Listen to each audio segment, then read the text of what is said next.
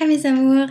It's been a while. I got very sick this past week, week and a half actually, and I'm just better today. I was able to start singing a little bit and start sounding like myself again and not coughing all over the place. So I decided that to do a Q&A video because I haven't done one in quite a while, and also I finally hit 10,000 10,000 likes on my Facebook page, which is a very big milestone for any musician, and so I'm very happy about that, and I wanted to thank you all so much for your support, and it just means the world to me. To see something like that is quite surreal, to have come this far.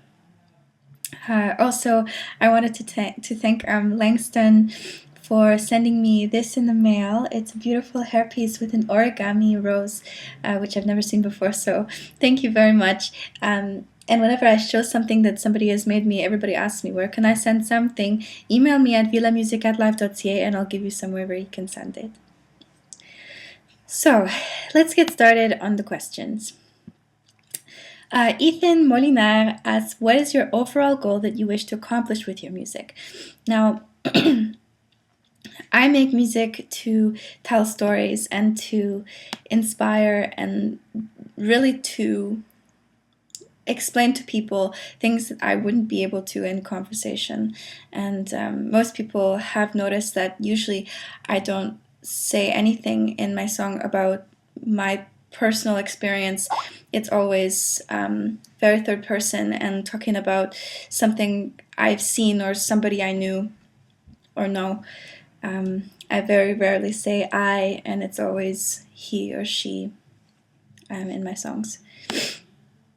James Lippett asks, were you into drum and bass before collaborating with D&B producers? I was, yes. However, as I've explained before, I have never been much of a listener of music. I've always sort of created it and been and seen the value of sort of incubating in my own creations and not having very much influence in what I was writing. So my music knowledge as far as artists go is relatively limited. Leah asks, where do you think your career will be in the next 5 years? That all depends on you guys. Matthew Halsey asks, are we to see any new collabs with Faint? Yes. I'm working on something with Faint and Dave from Boyna Band, and it's sounding really good so far, so I'm very happy with how it's turning out. Catherine Zube asks, what's your biggest dream you've ever had? I've always wanted to go to Pandora. Elisan Arikes asks, Veela, how do you feel about Deadmau5? Would you collaborate with him? Yes, absolutely I would. I think he's very funny and I think he's very talented. Chris Chrysostomo asks, is there anything going on between you and Unlike Joshua? Kyle Wilson asks, can you go on tour in the UK? As soon as I have the funds to do it, I will go on a big crazy tour, yes. Hannah Leifert asks, here's one thing you might not get often. How are you and how are you feeling? Much better. I've been very stressed out that I can't, that I couldn't sing for so long, but now that I can, I feel much better, and I am, yeah. Transitional Override asks, I know this is really a lot to ask, but could you maybe explain in a tutorial or detailed message how to perform live with FL Studio? I'm thinking of trying out for something in March. Live performance with FL Studio is very challenging. Personally, what I do to perform live is use Ableton Live, and Aaron, you asked about this too. For starting out live, I would always recommend Ableton Live because it's very easy to trigger songs and clips, whether it be your own deconstructed songs or actual DJ songs you want to play out. From there, it's much easier to trigger them from there than from a platform like FL Studio, which is golden for producing. However, for live, it's not as easy. So that's what I would say, yes. Coram Byers asks, what is going to be your next cosplay? It'd be cool if you could do Akima from Titan AE. My next cosplay is going to be in a while from now, simply because I have so many other costumes, such as this one, that I have to finish and shoot before. But I will definitely be keeping you all in the loop for that, because I'm excited for my next cosplays too.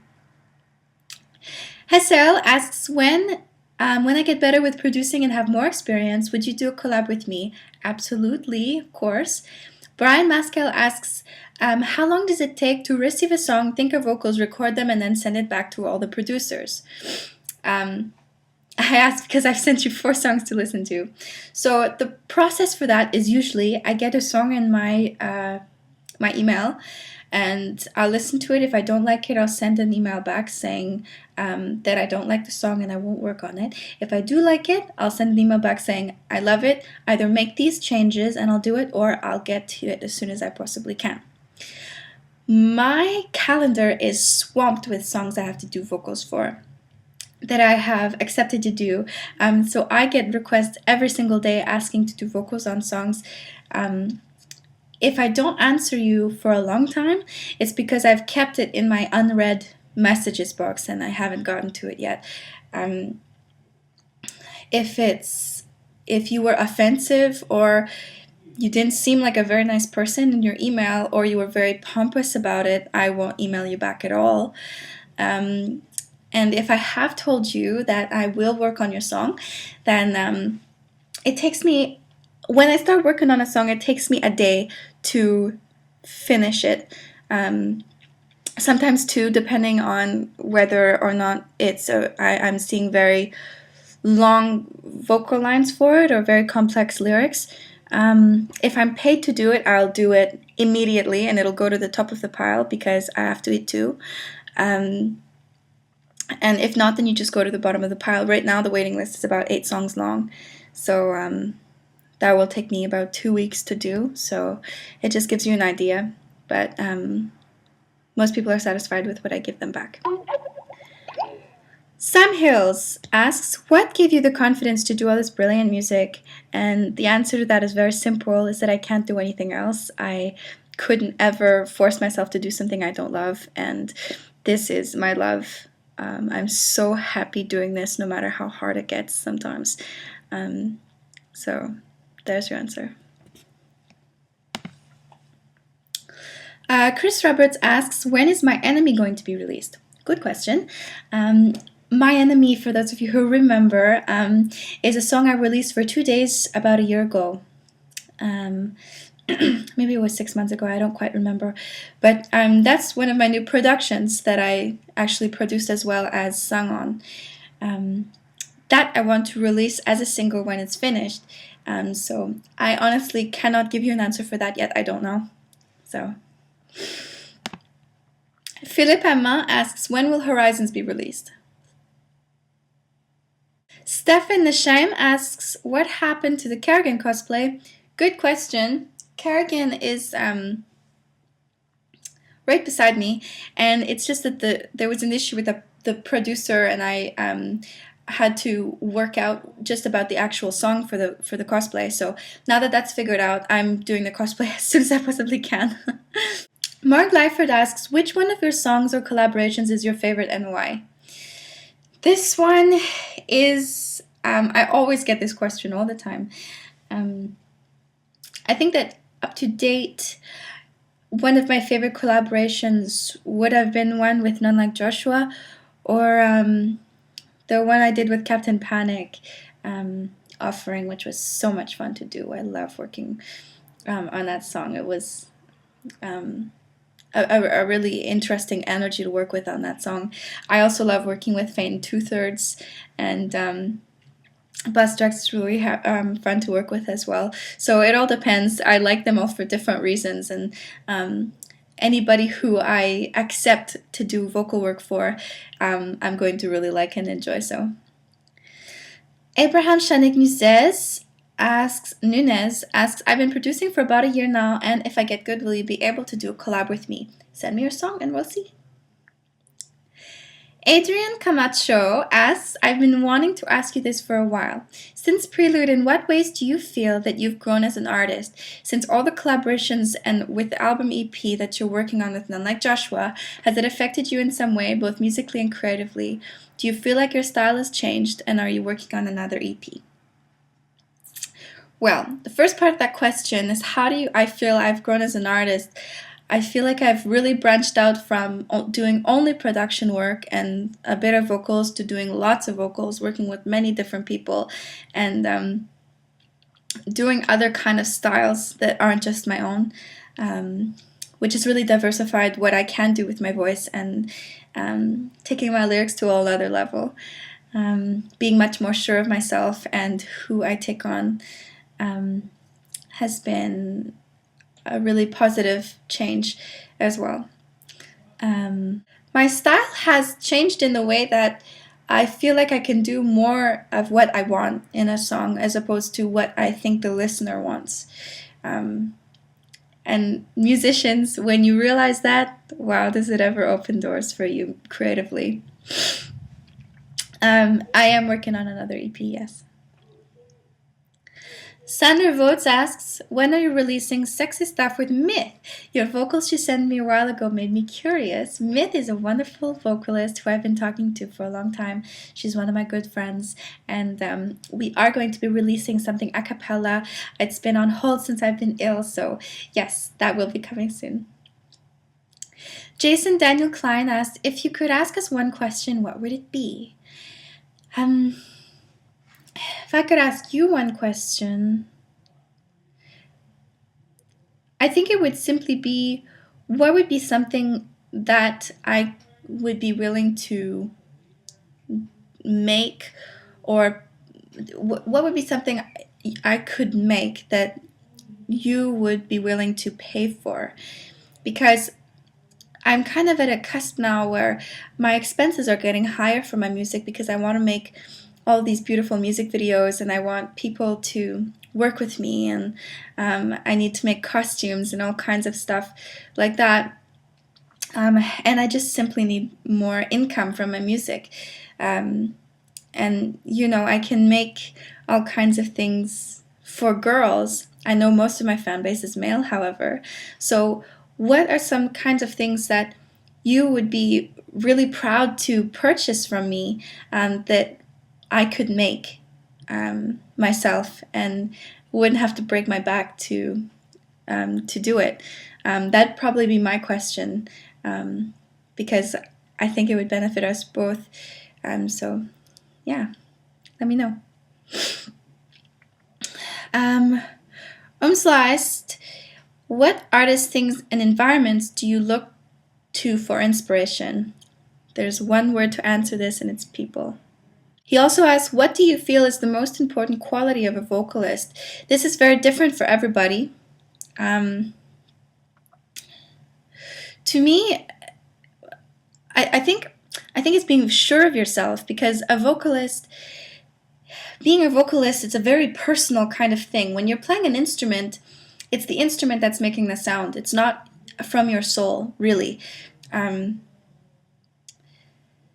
When you're a vocalist, it's directly from who you are is the sound that people are going to be listening to.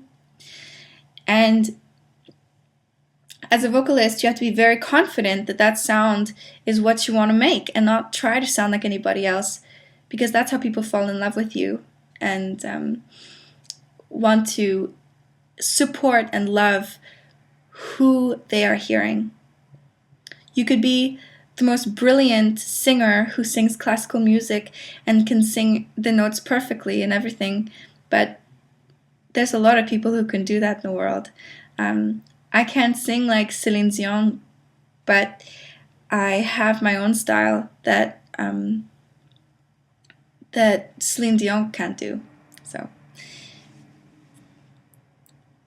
Chris Rose asks, are you and Unlike Joshua going to release more material similar to the track Ignite?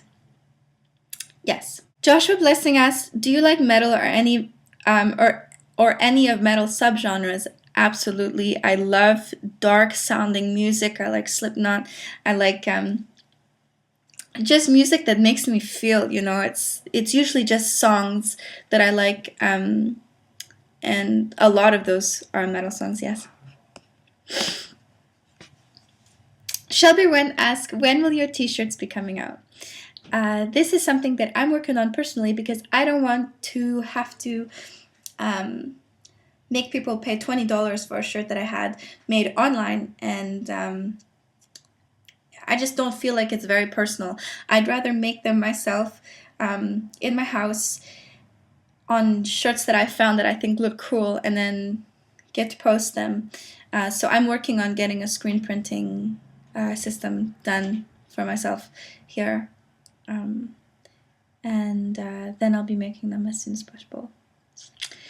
And then Erin asked about performing live. As a girl who wants to start performing live, what's the best way to start out? Software? What about getting gigs? I want to DJ on the side of producing, but I'm just so confused at where to start.